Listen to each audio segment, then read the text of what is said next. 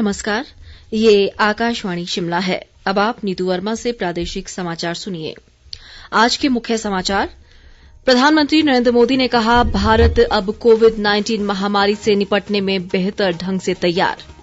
मुख्यमंत्री के अनुसार कोरोना मामलों में कमी आने पर 31 मई के बाद चरणबद्ध ढंग से अनलॉक की प्रक्रिया पर होगा विचार। केंद्रीय वित्त राज्य मंत्री अनुराग ठाकुर ने कहा, देश भर में जल्द स्थापित किए जाएंगे करीब 1,500 ऑक्सीजन प्लांट। और प्रदेश भाजपा सेवा ही संगठन कार्यक्रम के दूसरे चरण में 30 मई को सेवा से जुड़ी गतिविधियों का करेगी आयोजन। कोरोना संक्रमण को देखते हुए सभी श्रोताओं से अपील है कि लापरवाही न बरतें, सभी एहतियाती उपायों का पालन करें और पहला टीका लगवा चुके 45 वर्ष से अधिक उम्र के लोग सही समय पर दूसरा टीका लगवाएं। 3 आसान उपायों का पालन करें और सुरक्षित रहें। मास्क लगाएं, 2 गज की सुरक्षित दूरी बनाए रखें, बार बार हाथ धोएं और साफ सफाई रखें। अब समाचार विस्तार से। प्रधानमंत्री नरेंद्र मोदी ने कहा है कि भारत अब कोविड-19 महामारी से निपटने में बेहतर ढंग से तैयार है। बुद्ध पूर्णिमा के अवसर पर आज वर्चुअल बैसाख वैश्विक समारोह को संबोधित करते हुए उन्होंने कहा कि राष्ट्र ने पिछले महीनों में इस महामारी से निपटने में बेहतर समझ और कार्यनीति विकसित की है। प्रधानमंत्री ने कहा कि देश के पास अब वैक्सीन है जो लोगों का जीवन बचाने और महामारी को हराने में महत्वपूर्ण है। उन्होंने कहा कि स्वास्थ्य देखभाल कार्यकर्ताओं, चिकित्सकों और नर्सों ने अपना जीवन जोखिम में डालकर निस्वार्थ भाव से लोगों को बचाने में योगदान दिया है। मुख्यमंत्री जयराम ठाकुर ने कहा है कि राज्य सरकार कोरोना कर्फ्यू के कारण व्यापारी समुदाय को पेश आ रही परेशानियों के प्रति संवेदनशील है। शिमला में आज व्यापार मंडल के प्रतिनिधियों से बातचीत में उन्होंने कहा कि पिछले कुछ दिनों में कोरोना मामलों की संख्या में काफी गिरावट आई है और सरकार 31 मई के बाद चरणबद्ध ढंग से अनलॉक की प्रक्रिया पर विचार कर सकती है। व्यापार मंडल के अध्यक्ष सुमेश कुमार शर्मा ने व्यापारियों की विभिन्न मांगों से मुख्यमंत्री को अवगत करवाया। मुख्यमंत्री ने कोरोना संक्रमण के खिलाफ लड़ाई में सरकार को भरपूर सहयोग देने के लिए व्यापार मंडल के सदस्यों का आभार भी जताया। शिक्षा मंत्री गोविंद ठाकुर ने लोक निर्माण और जल शक्ति विभागों को निर्माणाधीन विकास परियोजनाएं तय समय में पूरा करने के निर्देश दिए हैं। मनाली में विभागों के अभियंताओं के साथ बैठक में उन्होंने कहा कि विकास की गति में कमी न हो, इसके लिए प्रदेश में कोरोना कर्फ्यू के बावजूद निर्माण कार्यों में छूट दी गई है। सतलुज जल विद्युत निगम प्रदेश में 4 स्थानों पर ऑक्सीजन प्लांट लगाने जा रहा है।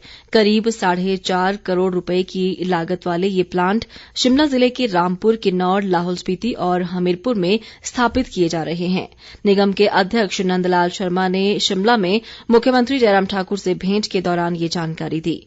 उन्होंने कोविड-19 महामारी के खिलाफ लड़ाई में राज्य सरकार को निगम की ओर से हर संभव सहयोग का आश्वासन भी दिया। वन मंत्री राकेश पठानिया ने कांगड़ा जिले के नूरपुर में आज कोरोना मरीजों के लिए होम आइसोलेशन किट और राशन किट वितरित की।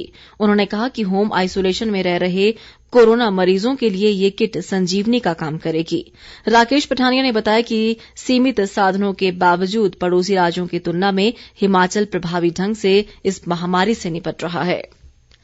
ग्रामीण विकास मंत्री वीरेंद्र कंवर ने ऊना अस्पताल में ऑक्सीजन प्लांट लगाने की स्वीकृति के लिए प्रधानमंत्री नरेंद्र मोदी, मुख्यमंत्री जयराम ठाकुर और केंद्रीय वित्त राज्य मंत्री अनुराग ठाकुर का आभार जताया है। उन्होंने कहा कि ये प्लांट जून में बनकर तैयार होगा और इससे 200 बिस्तरों को निरंतर ऑक्सीजन आपूर्ति हो सकेगी। प्रदेश भाजपा महासचिव व वूल फेडरेशन के चेयरमैन त्रिलोक कपूर ने पालमपुर नगर निगम में 11 पद सृजित करने के लिए मुख्यमंत्री जयराम ठाकुर का आभार जताया है। उन्होंने कहा कि मुख्यमंत्री के प्रयासों से परौर में 256 बेड का आधुनिक अस्पताल रिकॉर्ड समय में बनकर तैयार हुआ है। त्रिलोक कपूर ने कहा कि मुख्यमंत्री के विशेष सहयोग से पालमपुर के प्रत्येक गांव में जल जीवन मिशन के तहत कार्य जारी है। प्रदेश पथ परिवहन निगम और आर्ट ऑफ लिविंग संस्था के संयुक्त तत्वावधान में आयोजित किए जा रहे मिशन जिंदगी प्रोजेक्ट का परिवहन मंत्री बिक्रम ठाकुर ने आज वर्चुअल माध्यम से शुभारंभ किया।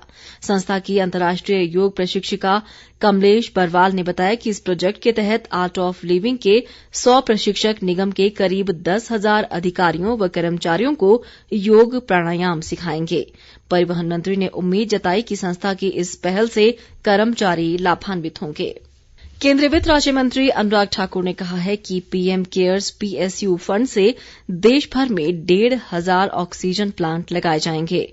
उन्होंने कहा कि कोरोना महामारी की दूसरी लहर में ऑक्सीजन की उपयोगिता को देखते हुए केंद्र सरकार देश भर में युद्ध स्तर पर ऑक्सीजन उपलब्ध करवा रही है। उन्होंने कहा कि ऑक्सीजन प्लांट के समीप ही कोविड सेंटर्स भी तैयार किए जाएंगे, जिससे ऑक्सीजन की समस्या पर स्थायी रूप से काम किया जा सके। अनुराग ठाकुर ने कहा कि प्रदेश में निर्बाध ऑक्सीजन आपूर्ति सुनिश्चित कराने के लिए वे अपने निजी प्रयासों से 300 ऑक्सीजन कंसंट्रेटर, 3 ऑक्सीजन प्लांट और 200 ऑक्सीजन सिलेंडर उपलब्ध करवाने को प्रयासरत हैं। राज्य सरकार द्वारा कोरोना मरीजों के लिए शुरू की गई होम आइसोलेशन किट का हमीरपुर में आज से वितरण शुरू हो गया है। विधायक नरेंद्र ठाकुर ने ये अभियान शुरू किया। उन्होंने कहा कि सरकार कोरोना महामारी की रोकथाम के लिए कई ठोस कदम उठा रही है, जिसके चलते नए मामलों में कमी आई है। इस बीच एपीएमसी हमीरपुर के चेयरमैन अजय शर्मा ने सुजानपुर में होम आइसोलेशन किट लॉन्च की।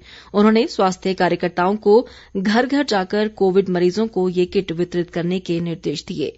उन्होंने कोरोना संक्रमण से बचाव के लिए लोगों से सरकार द्वारा समय समय पर जारी दिशा निर्देशों का सख्ती से पालन करने का भी आग्रह किया। प्रधानमंत्री नरेंद्र मोदी के नेतृत्व में केंद्र सरकार 30 मई को 7 वर्ष पूरे करने जा रही है। भाजपा के राष्ट्रीय अध्यक्ष जगत प्रकाश नड्डा के निर्देश पर पार्टी इस अवसर को सेवा ही संगठन भाग 2 के रूप में मनाएगी। प्रदेश भाजपा अध्यक्ष सुरेश कश्यप ने आज पार्टी की वर्चुअल बैठक में बताया कि कोरोना संकट के चलते 7,700 से अधिक बूथों पर सेवा से जुड़ी गतिविधियां आयोजित करेगी। इस दौरान कार्यकर्ता मास्क, सैनिटाइजर और रोग प्रतिरोधक क्षमता किट वितरण सहित मजदूरों को राशन किट वितरण व कोरोना को लेकर जागरूकता अभियान चलाएंगे। प्रदेश के सभी 7 मोर्चों द्वारा 28, 29 और 30 मई को रक्तदान शिविरों का भी आयोजन किया जाएगा। वर्चुअल बैठक में मुख्यमंत्री जयराम ठाकुर और केंद्रीय वित्त राज्य मंत्री अनुराग ठाकुर समेत पार्टी के अन्य वरिष्ठ नेता भी मौजूद रहे। प्रदेश में कोरोना संक्रमण से स्वस्थ होने की दर में लगातार वृद्धि हो रही है। आज अभी तक 2,192 लोगों ने कोरोना से जंग जीती है। राज्य में अब तक 1,59,227 लोग संक्रमण से स्वस्थ हुए हैं। ऐसे में सक्रिय मामलों की संख्या घटकर 22,181 रह गई है। प्रदेश में आज 1,365 नए मामलों की पुष्टि हुई है। कोरोना संक्रमण से अब तक 2,917 लोगों की मृत्यु हुई है। प्रदेश में 18 से 44 आयु वर्ग में कल 27 मई को 21,000 से अधिक लोगों का टीकाकरण किया जाएगा। राष्ट्रीय स्वास्थ्य मिशन के निदेशक डॉक्टर निपुण जिंदल ने बताया कि इस अभियान के लिए 214 टीकाकरण केंद्र बनाए गए हैं। खाद्य व नागरिक आपूर्ति मंत्री राजेंद्र गर्ग ने कहा है कि राज्य सरकार ने महंगाई पर नियंत्रण के लिए कई सकारात्मक कदम उठाए हैं। उन्होंने कहा कि सरकार द्वारा खाद्य नागरिक आपूर्ति निगम के माध्यम से जनता को सब्सिडी प्रदान कर राहत दी जा रही है।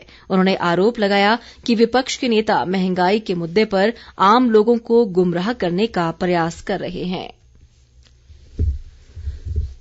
कांग्रेस विधायक विक्रमादित्य सिंह ने आज शिमला ग्रामीण विधानसभा क्षेत्र में सुन्नी का दौरा किया। उन्होंने सुन्नी अस्पताल को एक एम्बुलेंस समेत PP kit, oximeter, thermometer, sanitiser और मास्क भी वितरित किए। उन्होंने कहा कि कोरोना काल में कांग्रेस पार्टी लोगों की पूरी मदद कर रही है। स्वयंसेवी संस्था उमंग फाउंडेशन ने आईजीएमसी शिमला के ब्लड बैंक में रक्त की कमी पर चिंता जताई है। संस्था के अध्यक्ष अजय श्रीवास्तव और ट्रस्टी विनोद योगाचार्य ने कहा कि 1,500 यूनिट रक्त संग्रह की क्षमता वाले आईजीएमसी ब्लड बैंक में आज सिर्फ 50 यूनिट रक्त उपलब्ध है। उन्होंने कहा कि संस्था इस मामले को लेकर जल्द उच्च न्यायालय में याचिका दायर करेगी। अंत में मुख्य समाचार एक बार फिर। प्रधानमंत्री नरेंद्र मोदी ने कहा, भारत अब कोविड-19 महामारी से निपटने में बेहतर ढंग से तैयार। मुख्यमंत्री के अनुसार कोरोना मामलों में कमी आने पर 31 मई के बाद चरणबद्ध ढंग से अनलॉक की प्रक्रिया पर होगा विचार। केंद्रीय वित्त राज्य मंत्री अनुराग ठाकुर ने कहा, देश भर में जल्द स्थापित किए जाएंगे करीब 1,500 ऑक्सीजन प्लांट। और प्रदेश भाजपा सेवा ही संगठन कार्यक्रम के दूसरे चरण में 30 मई को सेवा से जुड़ी गतिविधियों का करेगी आयोजन। इसी के साथ ये समाचार बुलेटिन समाप्त हुआ। नमस्कार।